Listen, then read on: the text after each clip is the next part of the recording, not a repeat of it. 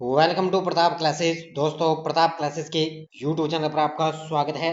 तो हमारी कक्षा 10 की आरबीएससी की बुक चल रही है 6 से 12। तो मैंने आपको सुबह एक वीडियो दे दिया, क्लास दे दी। और इससे आगे हम चर्चा करेंगे। 442 नंबर क्वेश्चन से हम स्टार्ट करने जा रहे हैं। तो सारे साथी एक बार वीडियो को लाइक और शेयर कर देना। और जो भी विद्यार्थी हमारे चैनल पर नए हैं, जरूर आप चैनल को सब्सक्राइब करें और इसके पास लगे बेल आइकन का घंटा दबाएं, ताकि हम जैसे वीडियो अपलोड करें उसका नोटिफिकेशन आप तक पहुंच जाएगा। तो स्टार्ट करता हूं। देखिए, आगे हम 442 नंबर क्वेश्चन से स्टार्ट करने जा रहे हैं। तो जयपुर के उत्तराधिकार संघर्ष में जाकर जयपुर का कौन सा शासक बना जिसका ईश्वर सिंह किसका पुत्र था? तो ये था सूरज कुंवरी का। किसका था? जयपुर के उत्तराधिकार संघर्ष में जयपुर का शासक बना ईश्वर सिंह। किसका पुत्र था ये? सूरज कुंवरी का। माधो सिंह की माता का नाम क्या था? अगर हम बात करें तो माधो सिंह की माता का नाम था चंद्र कुंवरी। क्या नाम था? चंद्र कुंवरी। राजमहल का युद्ध हुआ था 1 मार्च 1747 को। किस किस के बीच में हुआ? तो ये माधो सिंह और ईश्वरी सिंह के बीच में। ठीक है। राजमहल का युद्ध कब हुआ?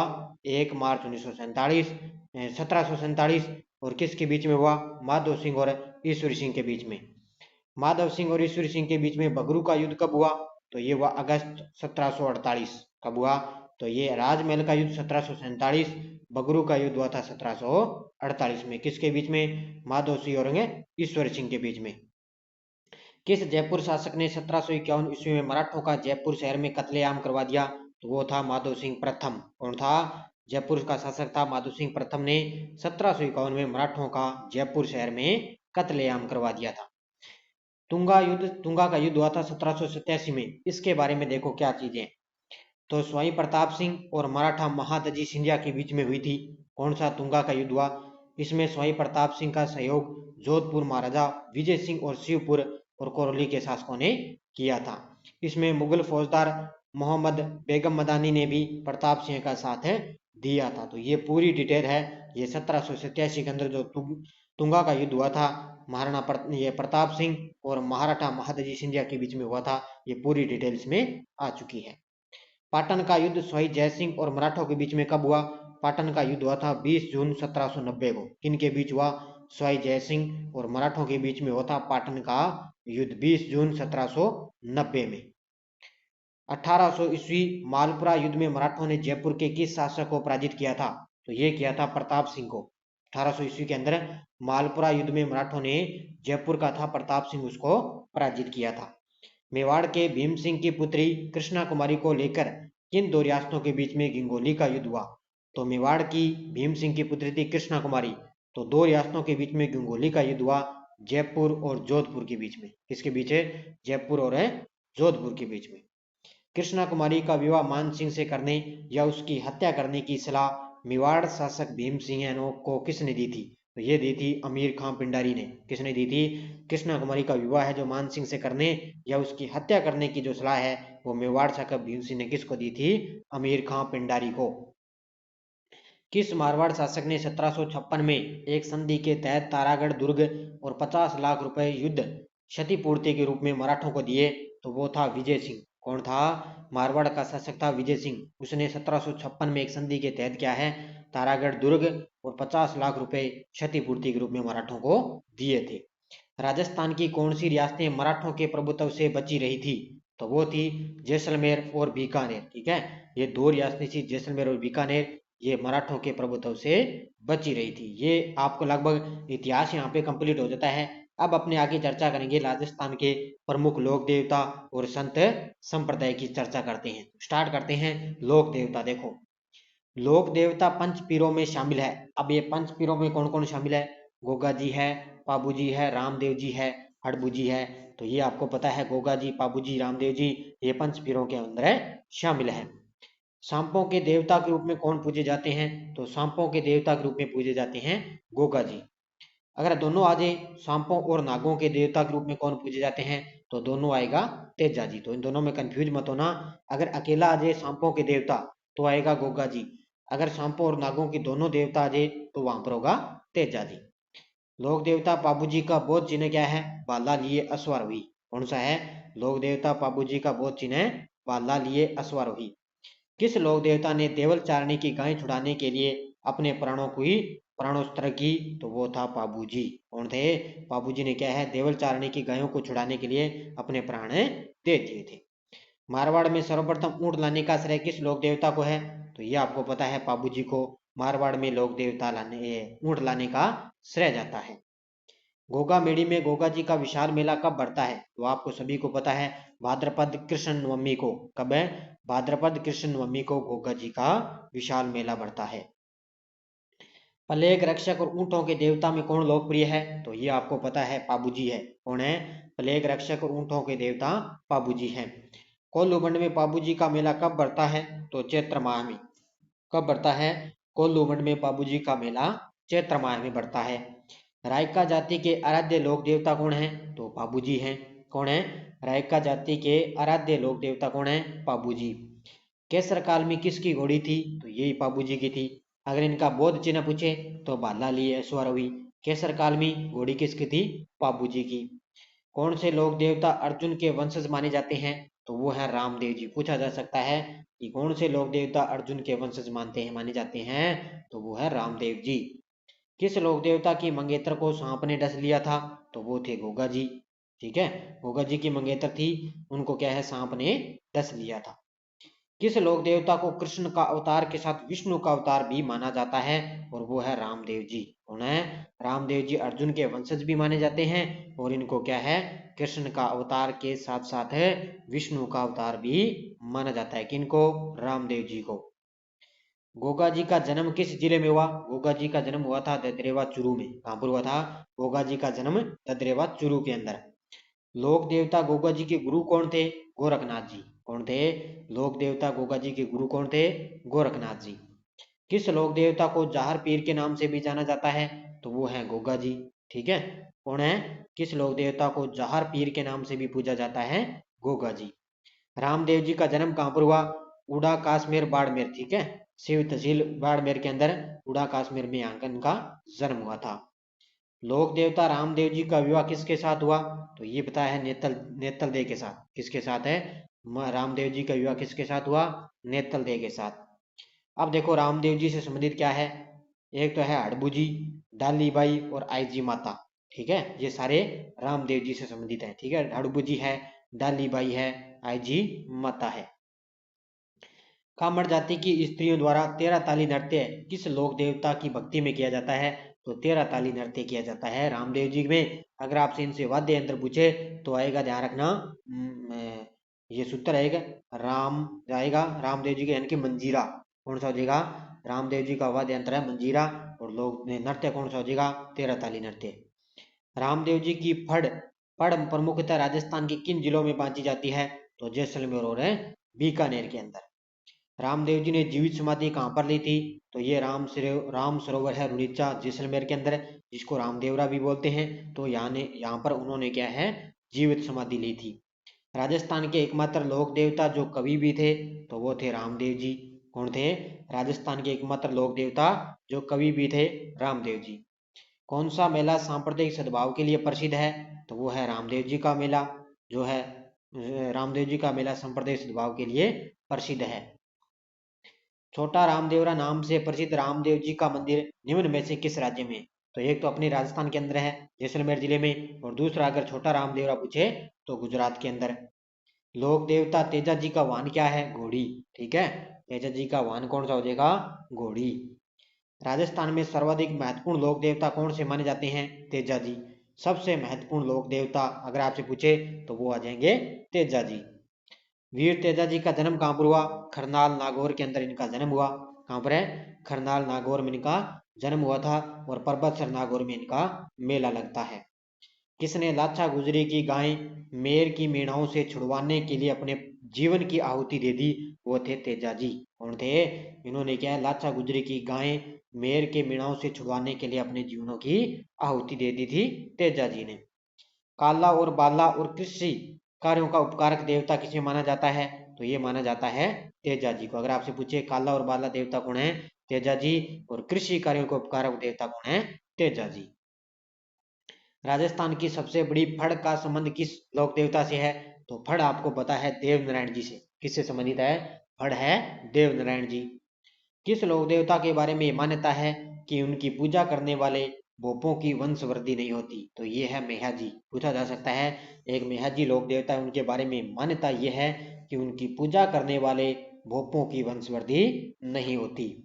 मारवाड़ के पंच पीरों में किसका प्रमुख स्थान बेंगटी गांव फलोदी में है?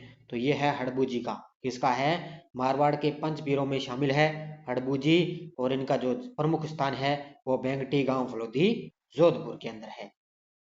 नेक्स्ट देखो, देवनारायण जी की फड़ व काव्य बगड़ावत कौन बांचता है? तो देवनारायण जी की जो फड़ है और इनकी जो काव्य बगड़ावत है वो कौन बांधते हैं? गुर्जर भोपे। कौन बांधते हैं इनकी? गुर्जर भोपे। राजस्थान के प्रथम लोक देवता है देवनारायण जी, जिन पर डाक टिकट भी जारी किया गया था। किस पर है? राजस्थान के प्रथम लोक देवता जिन पर डाक टिकट जारी किया गया, देवनारायण जी। किस विशेष तिथि को गुर्जर समुदाय दूध को जमाने और बेचने का कार्य नहीं करते हैं? तो किस तिथि को नहीं करते? भाद्रपद शुक्ल छठ को। ये तारीख आपको याद रखनी है, डेट है भाद्रपद शुक्ल छठ को। क्या है कि गुर्जर समुदाय है वो क्या है, दूध को जमाने और बेचने का कार्य नहीं करते थे। लोक देवता हड़बू जी का वाहन क्या है? सियार। क्या है? लोक देवता हड़बू जी का वाहन क्या हो जाएगा? सियार। किस लोक देवता के आशीर्वाद से राव जोधा ने मंडोर को मेवाड़ से मुक्त करवाया था? तो वो थे हड़बू जी। इसमें हड़बू जी के इन्होंने आशीर्वाद से क्या है, राव जोधा ने मंडोर को मेवाड़ से मुक्त करवाया था। बेंगटी किस संत का पवित्र स्थल है? तो अभी हमने चर्चा की थी हड़बू जी का है। बेंगटी फलोदी जोधपुर के अंदर हड़बू जी से संबंधित है। किस जिले में कल्ला जी की काले पत्थर की प्रतिमा स्थापित है? किस जिले में कल्ला जी की, कल्ला जी भी लोक देवता थे और उनके काले पत्थर की जो प्रतिमा स्थापित है वो है डूंगरपुर के अंदर। यहाँ पर है डूंगरपुर में।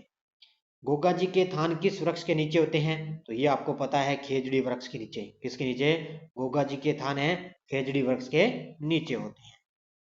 मेहाजी मांगलिया किस शासक के समकालीन थे? तो ये थे राव चूड़ा के। किसके थे? मेहाजी मांगलिया राव चूड़ा के समकालीन थे। मेहाजी का प्रिय घोड़ा किरड काबरा। पूछा जा सकता है कि किरड काबरा किस लोक देवता का घोड़ा है? तो ये है मेहाजी का। कल्ला जी की सिद्ध पीठ कहाँ पर स्थित है? कल्ला जी की सिद्ध पीठ तो ये है रनेला।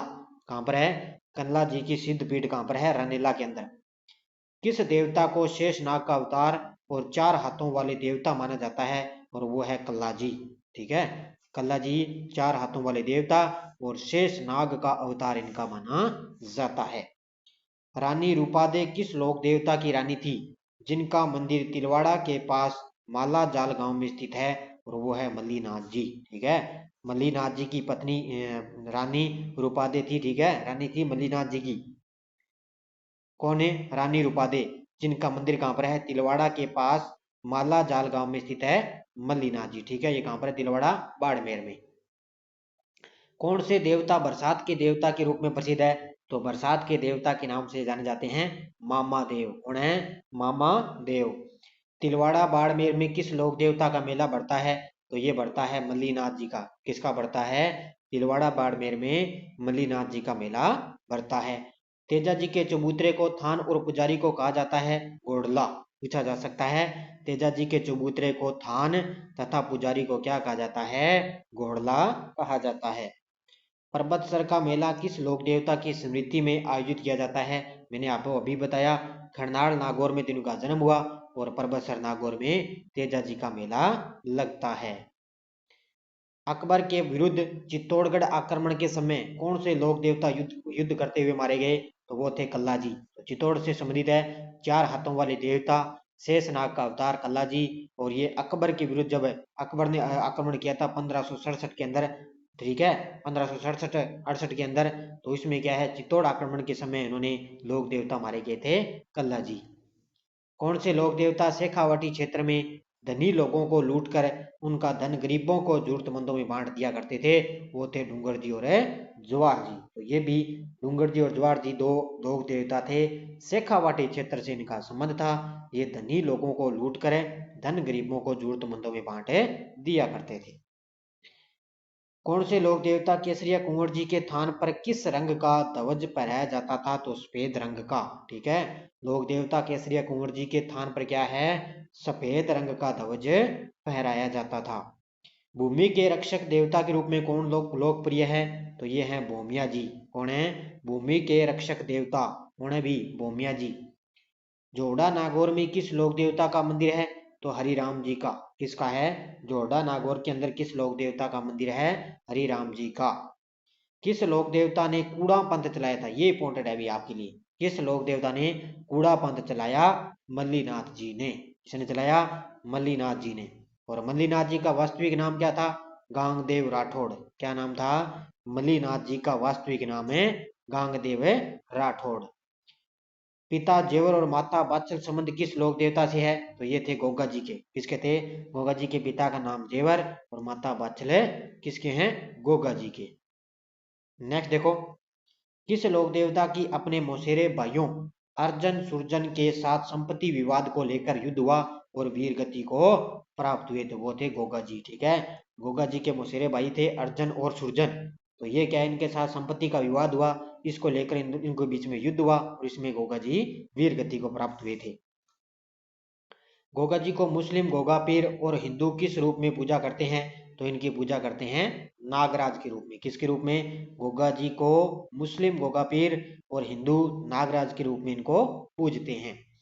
तेजा जी का पत्नी का नाम क्या था? पेम्बल देव। ध्यान रखना, तेजा जी का पत्नी का नाम क्या था? पेम्बल देव। और तेजा जी का प्रतीक चिन्ह क्या है? जीवा पर सर्पदंश, यानी कि इनकी जीभ पर सर्पदंश यानी कि सांप ने इनको डस लिया था जीभ पर, तो इनका प्रतीक चिन्ह क्या हो गया? जीवा पर सर्पदंश।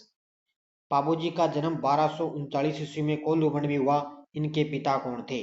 तो ठीक है, बाबू जी का जन्म कब हुआ? 1239 में। कहां पर है? कोल्लूमंड में। और इनके पिता कौन थे? धामदल जी। याद रखना, धामदल जी। नेक्स्ट है, मुहणोत नैणसी महाकवि आशिया मोड़ जी और लोगों में प्रचलित मान्यता के अनुसार किस लोक देवता का जन्म बाड़मेर के जुन्ना नामक ग्राम में अप्सरा के गर्भ से हुआ? तो वो था पाबू जी का। ठीक है, इनके ध्यान रखना, पूछा जा सकता है किन के लोगों में प्रचलित? तो मुहणोत नैणसी है और महाकवि आशिया मोड़ जी। तो इनके मान्यता के अनुसार क्या है? पाबू जी का जन्म बाड़मेर के जूना नामक ग्राम में अप्सरा के गर्भ से हुआ था। जायल नरेश जींदराव खिंची से देवल चारणी की गायों को छुड़ाते वक्त किस वर्ष बाबूजी वीरगति को प्राप्त हुए?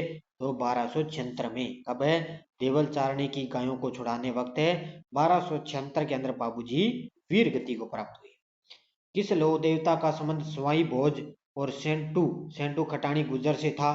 तो वो था देव नारायण जी का। ठीक है, स्वाई भोज आसिंद भीलवाड़ा में मंदिर है इनका देव नारायण जी का, और सेंटू खटानी गुजर से इनका संबंध है। किस लोक देवता का विवाह जय सिंह देव परमार की पुत्री पीपल देव से हुआ था? किस लोक देवता का विवाह जय सिंह देव परमार की पुत्री पीपल देव से हुआ था? तो वो थे देव नारायण जी। कौन थे? देव नारायण जी। देव नारायण जी की पूजा स्थल असिंध भीलवाड़ा में मेला कब बढ़ता है? ये भी शानदार आपके लिए। इनका मेला आपको याद रखना है भाद्रपद शुक्ल सप्तमी को। ठीक है, देव नारायण जी का मुख्य पूजा स्थल है असिंध भीलवाड़ा में, और मेला कब बढ़ता है? तो भाद्रपद शुक्ल सप्तमी को मेला बढ़ता है। अब देखो, आपको मल्लीनाथ जी के बारे में बताना है। तो मल्लीनाथ जी का जन्म हुआ था 1358 ईस्वी में। ठीक है, इनके पिता है रावल सकला और माता है जानी दे। ठीक है, और रानी रूपांदी की प्रेरणा से 1389 ईस्वी में उगम वासी भाटी के शिष्य बने थे। पूछा जा सकता है उगम उगम भाटी उगमवासी भाटी के शिष्य बने थे। कौन है? मल्लीनाथ जी। जन्म कब हुआ? 1358 ईस्वी में। लूनी नदी के किनारे तिलवाड़ा में मल्लीनाथ जी का पशु मेला कब बढ़ता है? तो चैत्र माह में। यह भी पूछा जा सकता है कि लूनी नदी के किनारे इनका मंदिर है तिलवाड़ा बाड़मेर में, और मेला कब बढ़ता है? चैत्र माह में मेला बढ़ता है। अब देखो, रामदेव जी के बारे में आपको बताना है। ठीक है, तो तंवर वंशीय अजमाल जी इनके पिता और माता मेणा दे थे। किसके? रामदेव जी के। पत्नी थी अमरोट के दलजी सोडा की पुत्री नेतल दे। ठीक है, इनकी पत्नी कौन थी? अमरोट के थे दलजी सोडा की पुत्री थी नेतल दे, इनकी पत्नी थी। और 1458 ईस्वी में भाद्रपद शुक्ल एकादशी को रुणेचा में समाधि दी थी। किसने? रामदेव जी ने। कब? 1458 ईस्वी में। जन्म कहां पर हुआ? उड़ा काश्मीर शिव तहसील बाड़मेर में इनका जन्म हुआ था। ये भी ध्यान रखना, पूरी डिटेल इनकी। और 13 ताली नृत्य किया जाता है, और आपको पता है इसके बाद में इनका मंजीरा वाद्य यंत्र भी बजाया जाता है।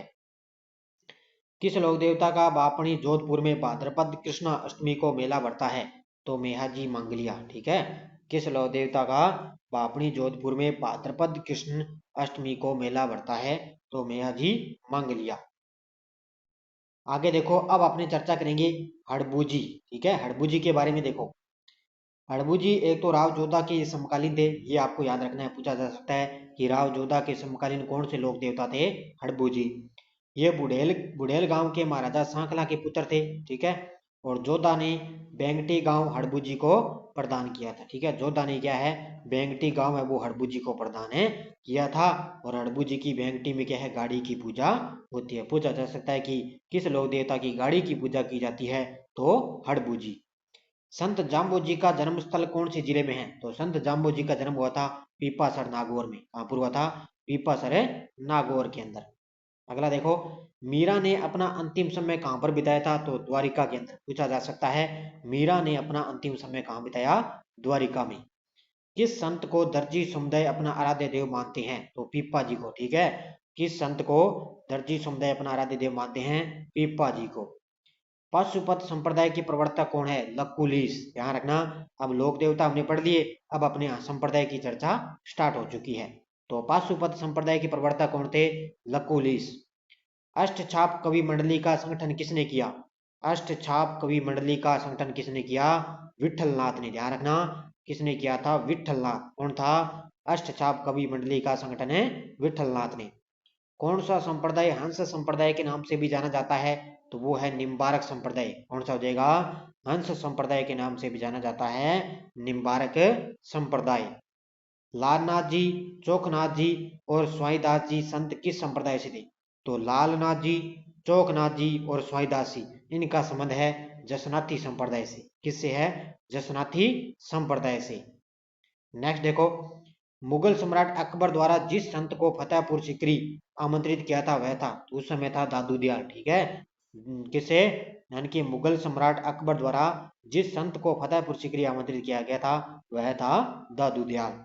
बखना जी, संत दास जी, जगन्नाथ जी और माधोदास नामक संतों का संबंध निम्नलिखित में से किस संप्रदाय के साथ था?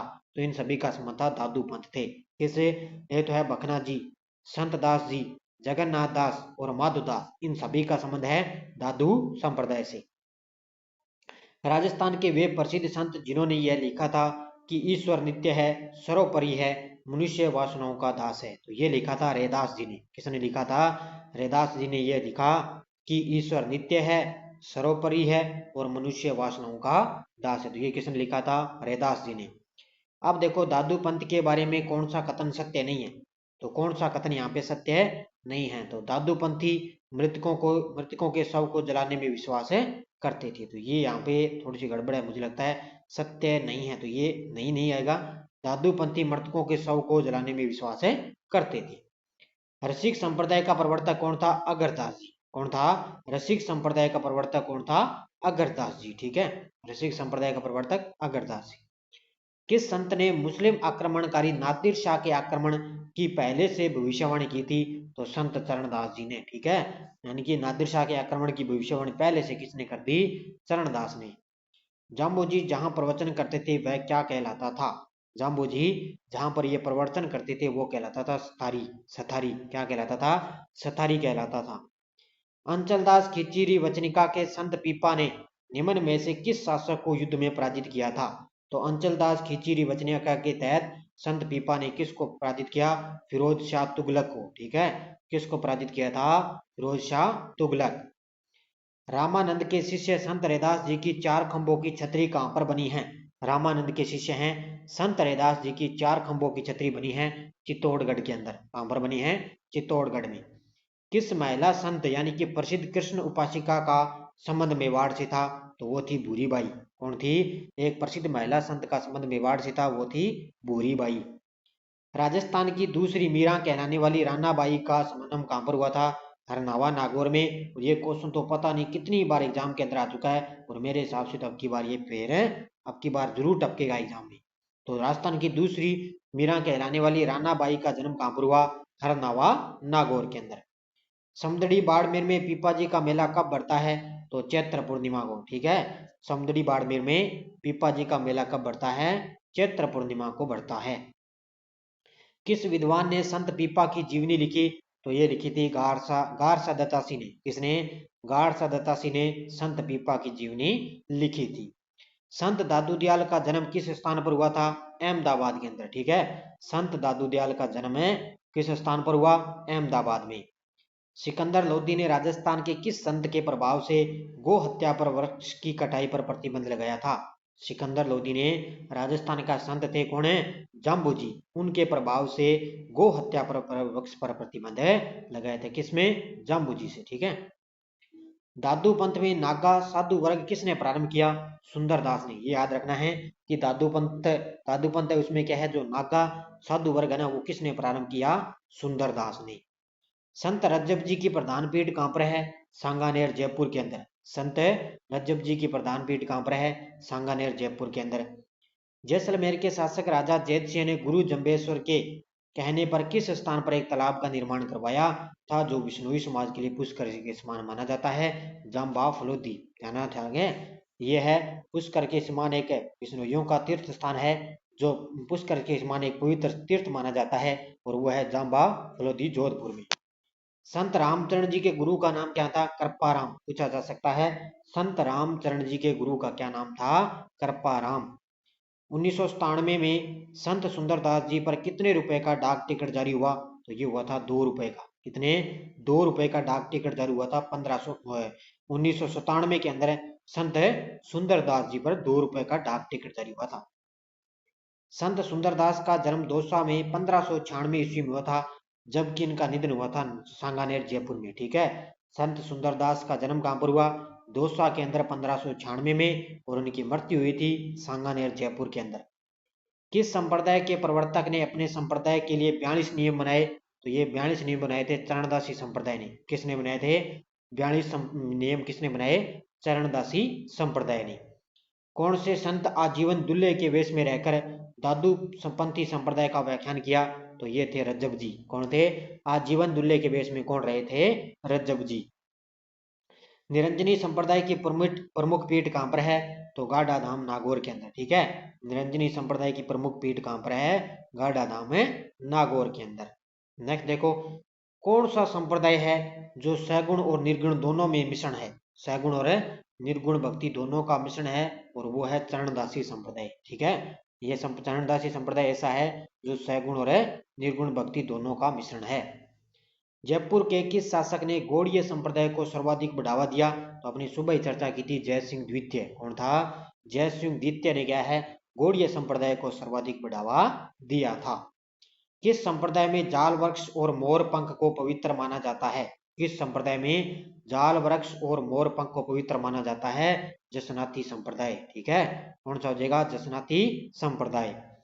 जहां दादू ने अपना अंतिम समय बिताया था, उस स्थान का नाम क्या था? तो नारायणा जयपुर में है, जहां पर दादू ने अपना अंतिम समय बिताया था। कौन सा स्थान है? नारायणा जयपुर में। संत दयाबाई शिष्या थी, किसकी शिष्या थी ये? चरणदास की। पूछा जा सकता है, चरणदास की कौन, यानी कि संत दयाबाई है, वो किसकी शिष्या थी? चरणदास की। नेक्स्ट देखो, राजस्थान के किस संत द्वारा सत्यभामाजी नु रुषण की रचना की गई? किस संत द्वारा एक रचना लिखी थी सत्यभामाजी नु रुषण? तो ये लिखी थी मीराबाई ने। किसने लिखी थी? मीराबाई ने।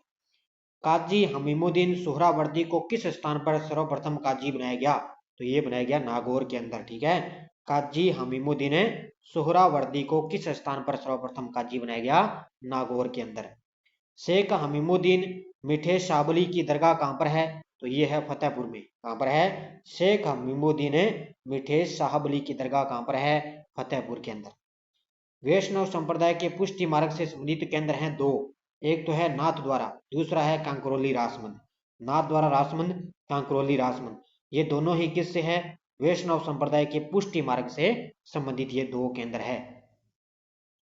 आचार्य तुलसी ने अणुव्रत आंदोलन का सूत्रपात कब किया था? तो आचार्य तुलसी ने क्या है, अणुव्रत आंदोलन का सूत्रपात कब से किया?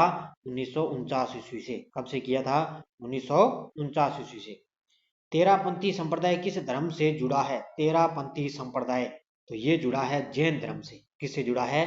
तेरापंथी संप्रदाय जैन धर्म से जुड़ा है। बालिंद जी के गुरु कौन थे? तो संत दादू दयाल जी। कौन थे? बालिंद जी के गुरु कौन थे?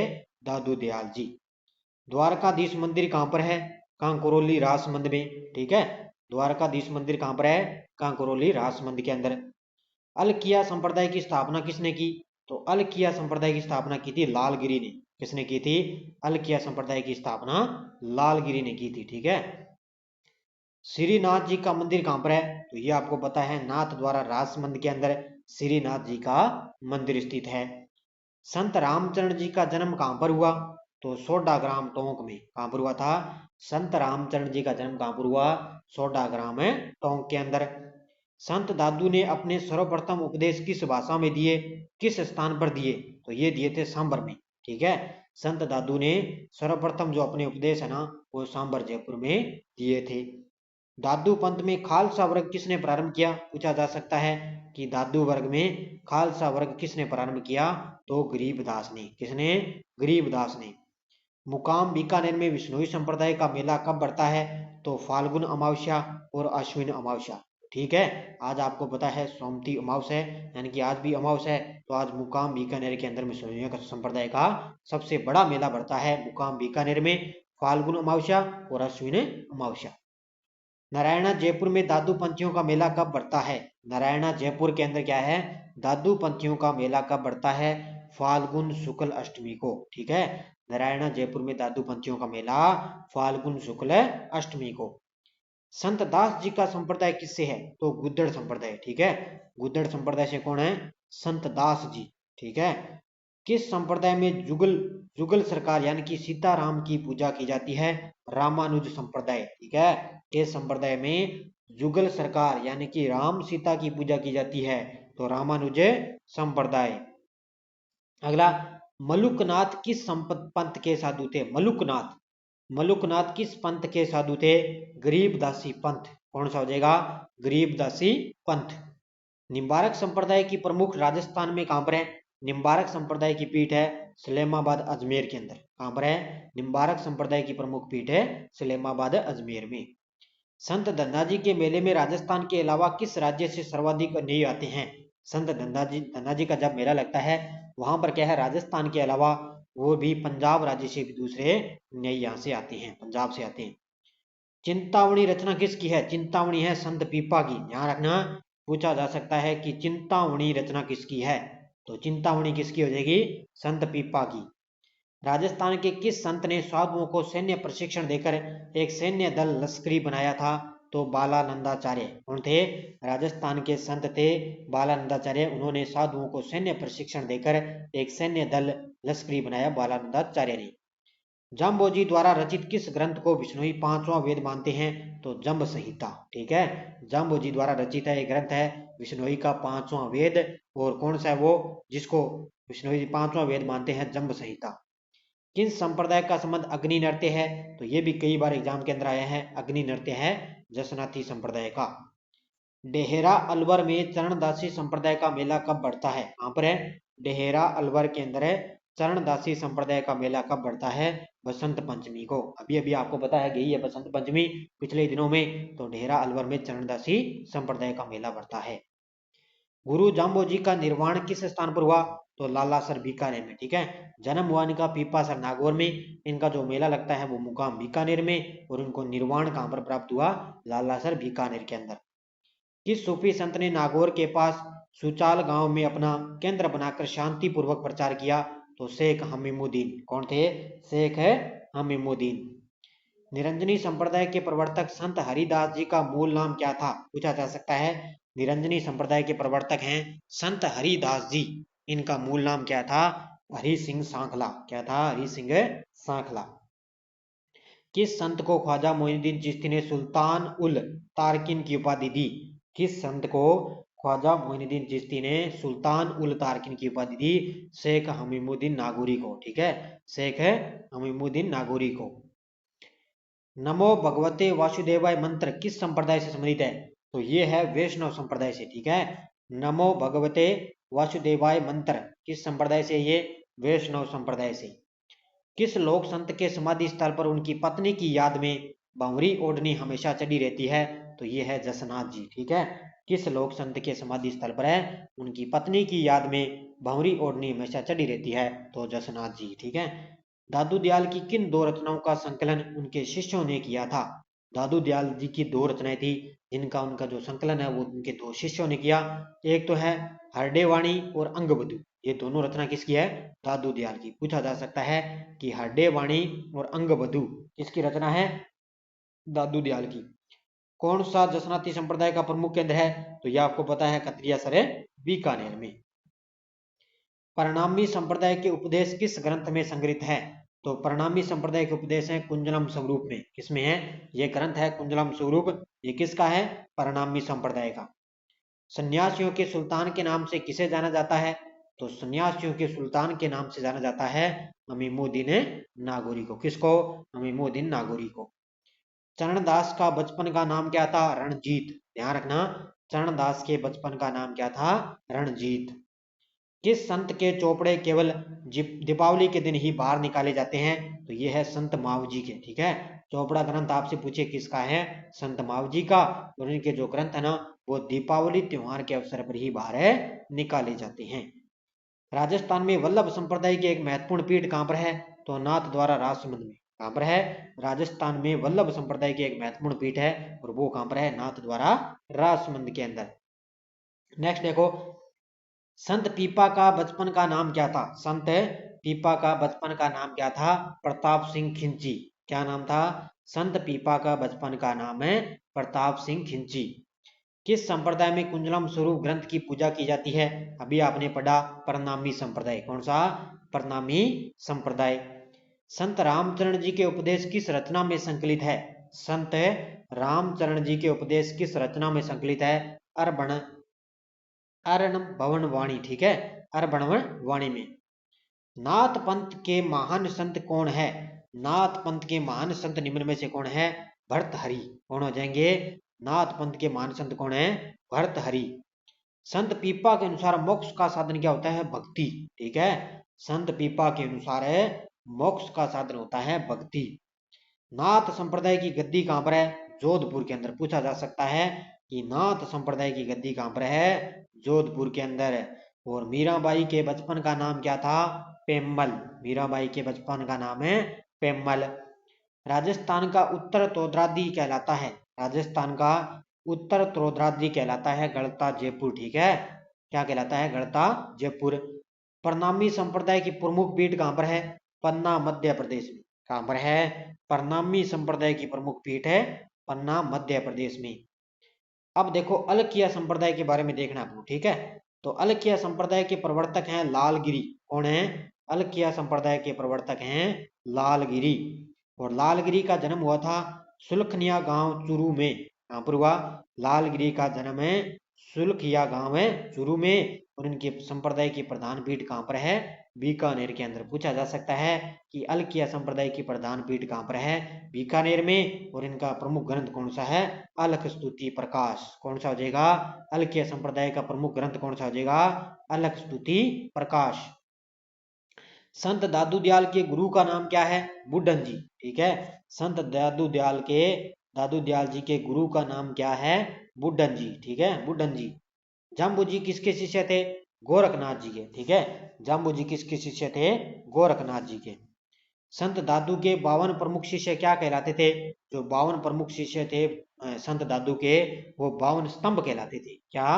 52 स्तंभ।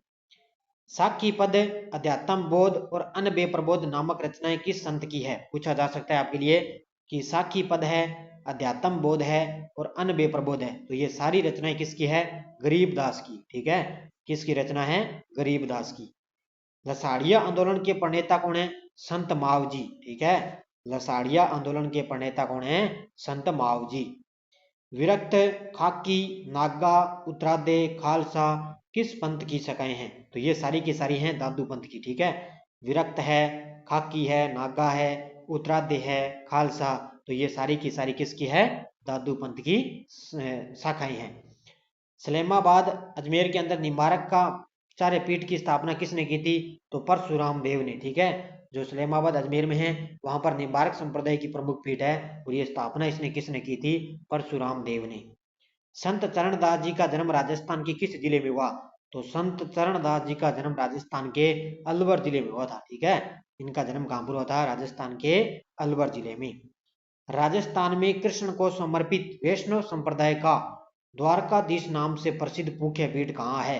तो कांकरोली राजसमंद में। ठीक है, राजस्थान में कृष्ण को समर्पित वैष्णव संप्रदाय का द्वारकाधीश नाम से प्रसिद्ध मुख्य पीठ कहाँ पर है? कांकरोली राजसमंद में। किस संत ने संत गुण सागर और नाम माला की रचना की थी? तो दादू ने। किसने की थी? किस संत ने संत गुण सागर और नाम माला की रचना की थी? संत दादू ने। अगला देखो, दादू दयाल जी के बचपन का नाम क्या है? महाबली। ठीक है, दादू दयाल जी के बचपन का नाम क्या था? महाबली। राजस्थान का कबीर किसको बोलते हैं? दादू दयाल जी को। किसको बोलते हैं? राजस्थान का कबीर दादू दयाल जी को बोलते हैं। और दादू दयाल जी के बचपन का नाम क्या है? महाबली। नारायणा जयपुर में किस पंथ का तीर्थ स्थल है? तो नारायणा जयपुर के अंदर किसकी पीठ है? दादू पंथ की। ठीक है, पूछा जा सकता है दादू पंथ की। और जो दादू संप्रदाय के सत्संग स्थल है उनको क्या बोलते हैं? तो उनको बोलते हैं अलखदरीबा। ठीक है, दादू संप्रदाय के सत्संग स्थल को क्या बोलते हैं? अलखदरीबा। दादूपंथी साधु आपस में अभिवादन किस नाम को पुकारते हैं? यानी कि दादूपंथी साधु आपस में जब अभिवादन करते हैं तो वो किस नाम को पुकारते हैं? सतराम। किस नाम से? सतराम पुकारते हैं। मातोबाई और नानी बाई। ठीक है, मातोबाई और नानी बाई किस संत की पुत्री और शिष्या थी? तो दादू दयाल जी की। ठीक है, सीधा ही आपसे पूछा जा सकता है कि मातोबाई और नानी बाई किस संत से संबंधित है, यानी कि किस संप्रदाय से संबंधित है? तो दादू दयाल जी यानी कि दादू संप्रदाय से। मीरा महोत्सव किस जिले में मनाया जाता है? तो मीरा महोत्सव मनाया जाता है चित्तौड़गढ़ के अंदर। कहां पर है? चित्तौड़गढ़ के अंदर। मीरा महोत्सव का आयोजन किस माह में किया जाता है? तो अश्विन माह में। ठीक है, मीरा महोत्सव का आयोजन जो है, महोत्सव तो मनाया जाता है चित्तौड़गढ़ में, और आयोजन कहाँ किया जाता, कब किया जाता है? अश्विन माह में। मीरा अपने अंतिम समय किस मंदिर में गई और वहीं गिरधर गोपाल में विलीन हो गई? तो रणछोड़ मंदिर में। तो अपना अंतिम समय तो कहां पर बिताया? द्वारिका में। और अंतिम मंदिर में किस मंदिर में गई थी? रणछोड़ मंदिर में। धर्मजाज, भक्ति पदार्थ और नासकेत लीला रचनाएं किस संत की है? बड़ा ही शानदार है भी आपके लिए कि धर्मजाज, भक्ति पदार्थ और एवं नासकेत लीला रचनाएं किस संत की है? चरणदास की। ठीक है, किसकी हो जाएगी ये? चरणदास की। अब सीधा ही आपसे एक नाम उठा लेगा इसे कि नासकेत लीला किस संत की रचनाएं है? तो चरणदास की। भक्ति पदार्थ किसकी है? चरणदास की। धर्मजाज किसकी है? चरणदास की। निम्न में से जयपुर के किस शासक ने सर्वप्रथम नागा दादू पंथियों को सेना में भर्ती किया था? ये क्वेश्चन तो आपको मैंने आज बताया था सुबह की क्लास में, तो स्वाई जय सिंह। और ये क्वेश्चन आ चुका है कि नागा दादू पंथियों को सेना में भर्ती किया था स्वाई जय सिंह ने। राजस्थान में धार्मिक आंदोलन का श्री गणेश करने का श्रेय जाता है संत धन्ना को। ठीक है, राजस्थान में धार्मिक आंदोलन का श्री गणेश करने का श्रेय जाता है संत धन्ना को। धन्ना जी का जन्म धुवन ग्राम में 1415 को जाट परिवार में हुआ। यह किस जिले में है? टोंक में। ठीक है, धन्ना जी का जन्म हुआ था धुवन ग्राम टोंक में 1415 जाट परिवार में 15 ईस्वी में। संत पीपा जी किस रियासत के शासक थे? तो ये थे गागरोन झालावाड़। ठीक है, संत पीपा जी। ठीक है ना, गागरोन झालावाड़ से इनका संबंध है। चेतावनी ग्रंथ के लेखक कौन है? चेतावनी है, ध्यान रखना, संत पीपा का। ठीक है, पहले भी हमने आ चुकी है, चर्चा कर ली इसकी। चेतावनी ग्रंथ संत पीपा। किस शासक ने अपना शासन और राजपाट त्याग कर अपनी रानी सीता के साथ रामनाथ के शिष्य बन गए? तो वो थे पीपा जी। ठीक है, पीपा जी ऐसे शासक थे जो अपना शासक और राजपाट त्याग कर अपनी रानी सीता के साथ रामनाथ के शिष्य बन गए थे। दर्जी समुदाय के हैं पीपा जी, और यही पीपा जी के मेले पर प्रतिवर्ष चैत्र शुक्ल पूर्णिमा को भाग लेते हैं। तो आपको पता है कि दर्जी समुदाय आराध्य देव मानते हैं किसको? पीपा जी को। और मेला कब लगता है? प्रतिवर्ष चैत्र शुक्ल पूर्णिमा को। ठीक है, चैत्र शुक्ल पूर्णिमा को। संत जाम्बो जी का जन्म 1451 ईस्वी के भाद्रपद कृष्ण अष्टमी को कहां पर हुआ? पीपा सरनागौर में। मैंने आपको बता दिया कब हुआ? भाद्रपद कृष्ण अष्टमी को 1451 ईस्वी में। हमीर जी, जानी जाट और उपाध्याय के पुत्र कौन से संत थे? तो हमीर जी, जानी जाट और उपाध्याय के पुत्र कौन से संत थे? जसनाथ जी। ठीक है, कौन थे? जसनाथ जी। किस संत ने गोरखमालिया बीकानेर में 12 वर्ष तक कठोर तपस्या की थी? तो गोरखमालिया यानी कि ये थे जसनाथ जी, जिसमें कतरिया संप्रदाय ये है आपका जसनाती संप्रदाय। तो जसनाथ जी, तो इसमें क्या है, गोरखमाल या बीकानेर के 12 वर्ष तक इन्होंने कठोर तपस्या की थी। नेक्स्ट देखो, लोहे पांगल नामक तांत्रिक का घमंड चकनाचूर करने वाले संत कौन थे? लोहे पांगल नामक तांत्रिक का घमंड चकनाचूर करने वाले संत थे जसनाथ जी। कौन थे? जसनाथ जी। जिस वर्ष जसनाथ जी और जाम्बो जी का परस्पर मिलन हुआ था, यानी कि जसनाथ जी और जाम्बो जी का परस्पर मिलन कब हुआ था? 1500 ईस्वी में। कब हुआ था? 1500 ईस्वी में। राव लूणकरण को बीकानेर का राजपद पाने का वरदान देने वाले संत कौन थे? तो ये भी थे जसनाथ जी। ठीक है, राव लूणकरण को बीकानेर का राजपद पाने का वरदान देने के लिए वाले कौन थे? जसनाथ जी। जसनाथ जी के कतरियासर धाम पर धर्म वर्ष के किन 3 महीनों में मेले लगते हैं? तो जसनाथ जी का कतरियासर धाम पर मेला लगता है, वर्ष में 3 बार मेला लगता है। एक तो लगता है चैत्र में, दूसरी बार लगता है अश्विन में, और तीसरी बार है माघ में लगता है। ठीक है, चैत्र, अश्विन और माघ में 3 महीनों में मेले लगते हैं। नगला जहाज भरतपुर में 1648 ईस्वी में 108 वर्ष की आयु में किस संत का निधन हुआ था? लालदास जी। ठीक है, नगला जहाज भरतपुर से संबंधित है लालदास जी। 1648 ईस्वी में इनका क्या 108 वर्ष की आयु में निधन हुआ था। किसका? लालदास जी का। अब देखो लालदास जी के बारे में देखो, लालदास जी ने तिजारा के फकीर गदन चिश्ती से दीक्षा ली थी। ये पूछा जा सकता है कि गदन चिश्ती से दीक्षा किसने ली थी? लालदास जी ने। ठीक है, कि किसने मुस्लिम संप्रदाय से किसके संत थे? तो लालदास जी के। मेव मुसलमान इन्हें पीर मानते हैं। ठीक है, मेव मुसलमान इन्हें पीर मानते हैं। और लालदास की चेतावनियां इनका प्रमुख काव्य ग्रंथ है, लालदास जी की चेतावनियां। आगे देखो, लालदास जी के बारे में, इनका जन्म धौलीधुव अलवर में श्रावण कृष्ण पंचमी के दिन इनका जन्म हुआ। मृत्यु इनकी नगला जाज भरतपुर में, और समाधि इनकी कहां पर है? शेरपुर के अंदर। ये आपको याद रखने हैं। अब देखो संत हरिदास जी के बारे में। ठीक है, संत हरिदास जी का मूल नाम हमने पढ़ा, हरि सिंह सांकला था। इन्होंने निर्गुण भक्ति पर जोर दिया। निरंजनी संप्रदाय इन्होंने प्रारंभ किया। राज प्रकाश और हरिपुरुष की वाणी इनका प्रमुख ग्रंथ है। और डीडवाना में 1543 को इनका निधन हुआ था। ठीक है, ये पूरी डिटेल आपको याद रखनी है कि संत हरिदास जी का मूल नाम हरि सिंह सांकला, निर्गुण भक्ति पर जोर दिया, निरंजनी संप्रदाय इन्होंने प्रारंभ किया, और राज प्रकाश और हरिपुरुष की वाणी इनकी प्रमुख ग्रंथ है। किसकी? हरिदास जी की। और डीडवाना में 1543 को इनका देहांत हुआ। तो ये भी पूछा जा सकता है कि राज प्रकाश किसका है? हरिदास जी का। संत रानाबाई के बारे में बहुत ही शानदार है ये, और कई बार टपक चुका है संत रानाबाई। तो पिता थे इनके रामपाल और माता थी गंगाबाई। पालड़ी के संत चतुरदास की ये शिष्या थी। और हरनावा नागौर में भाद्रपद शुक्ल त्रयोदशी को मेला लगता है। अब की बार ये तारीख आ सकती है, ध्यान रखना कि हरनावा नागौर में तो मेला लगता है, लेकिन लगता कब है? भाद्रपद शुक्ल त्रयोदशी। कब है? भाद्रपद शुक्ल त्रयोदशी को संत रानाबाई का मेला लगता है। संत मावजी के बारे में देखो, संत मावजी के बारे में, तो जन्म 1714 ईस्वी में साबला ग्राम में संत मावजी का जन्म हुआ। निष्कलंक संप्रदाय के ये प्रवर्तक हैं। बिड़ेश्वर धाम की इन्होंने स्थापना की। और धौलागढ़ में 5 बड़े ग्रंथ लिखे, जिनके छंदों की संख्या 72,96,000 बतलाई जा रही है। और मावजी के ग्रंथ है वो चोपड़ा दीपावली के दिन ही बाहर निकाले जाते हैं। ये भी हमने पढ़ लिया है। ठीक है, तो ध्यान रखना, एक तो ये चर्चा में याद है कि निष्कलंक संप्रदाय के प्रवर्तक आपसे पूछे तो संत मावजी आएगा। बणेश्वर धाम की स्थापना किसने की? संत मावजी ने। और मावजी के ग्रंथ जो चोपड़ा हैं वो दीपावली के दिन ही बाहर निकाले जाते हैं। नवल संप्रदाय की पीठ जोधपुर में किसने स्थापित की थी? तो नवलदास जी, नाम से ही पता चल रहा है। नवल संप्रदाय की पीठ जोधपुर में नवलदास जी ने। महर्षि नवलराम नवलदास जी का जन्म कहां पर हुआ? हरसोलाव नागौर में। ठीक है, महर्षि नवलराम में नवलदास जी का जन्म कहां पर हुआ था? हर्षोल्लास नागौर के अंदर। आज का लास्ट और अंतिम देखो, संप्रदाय उनके विभाजन से देखो। लालदास जी संप्रदाय है जयराम। ठीक है, उनका विभाजन है जयराम। दादू पंथ का हमने पढ़ा संतराम। ठीक है, और निष्कलंक की संप्रदाय का विभाजन कौन सा है? जय महाराज।